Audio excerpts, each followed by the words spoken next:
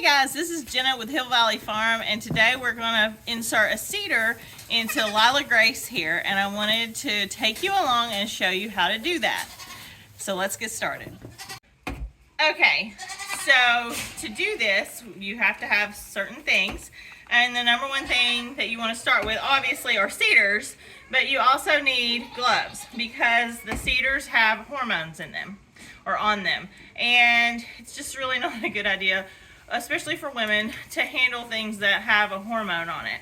So I'm gonna go ahead and put my gloves on, and while I do that, you have to have the cedars, but you also have to have the applicator. And so this is what the applicator looks like. You have to have this in order to actually insert it into your dough. So what I'll do, get one of my rags here, and I'm going to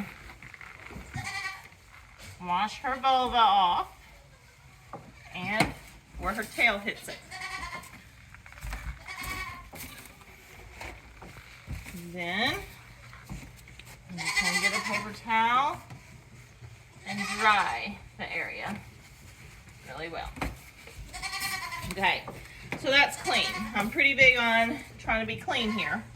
So I have 2 cedars in this bag. Typically they come in a actual bag that looks like, and it explains what it is, but I had to buy these off of a breeder friend of mine because in reality when you get the cedars they come like 20 to a bag, and I don't need 20, not this time of year, and I didn't want my cedars to sit there for a whole year or more and not be used. So and she sent me an extra just in case, so that was really nice.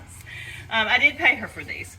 So I have the cedar in the applicator, and when I push the applicator like that, it wings out into the dough, and the idea is it's lodged until I pull.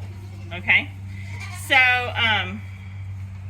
I'm gonna insert my cedar, and I want the string to be right there, and I have to bend those back, and I'm gonna put it into the applicator. So now it's ready to go. I have lube, and I want to put lube on my applicator, and you can see it's gonna fall, but it's just a nice thing to do.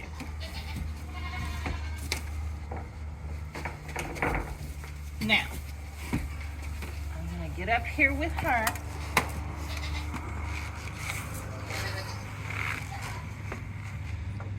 I'm going to raise her tail, and I'm going to insert this into it. She's not going to like it, but I'm in.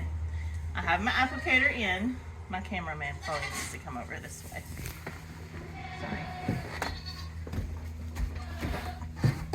Okay, so my applicator is in, and I'm going to insert that and pull my applicator out. Now you can see just the string. So she's going to stand there hunched up for a second. And now what I'm going to do with my applicator is I'm going to clean it with a chlorhexidine solution. It's just, I don't like to go back and forth in between doughs. She's the only one we're cedering because she's the only one we're breeding right now for August. So we're going to let that set for just a second, and I am going to get some scissors and trim that piece of plastic, because I learned that they either pull it themselves or another doe will pull it. So I don't like to have a lot hanging out. So what I'm going to do is I'm just going to snip it just like that.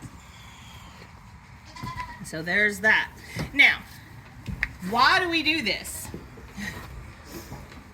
It's a really good thing to do if you want to time a breeding or a kidding at a certain time. So for us, we have really busy lives. We have kids. we're just an active family and we have things going on. Not to mention, when she kids in August, there's going to be fair shows coming up. So I actually would like to take her to a couple fair shows this year since she didn't get to show it all last year. So I'm putting a CIDR in her. This will sync her heat to when I need her to go into heat. So this CIDR will stay inside of her for 2 weeks, 14 days. In 2 weeks, 2 Wednesdays from today, because today is February 21st, 2024, I am going to remove that CIDR. She will go into heat. I've had them go into heat within 24 hours. I've had them go into heat within 48 hours. I believe someone said once 72. I've never had it go that long. So she's going to go into heat. I'm going to breed her. And hopefully by breeding her then, she will be due, I think, like July 31st. And then she'll have a little bit of time, August, to get over, kidding and be with her kids and be a mother and all that. And then she'll get to show. So by doing this, I'm syncing her heat cycle. And so when I pull her CIDR, some just pull the CIDR. They don't do anything. Some have a protocol. My protocol is I pull the CIDR, and right after I pull the CIDR, I give her a dose of PG 600. I don't do like the whole dose that it says on the bottle. It's actually for pigs. And if I did the whole dose, she would release a ton of eggs, and that's what PG 600 is for. It makes them release a bunch of eggs. Well, I give her like a dose her size. I would give her like a 3/4 of a cc, so not very much at all, and that will make her release a few eggs.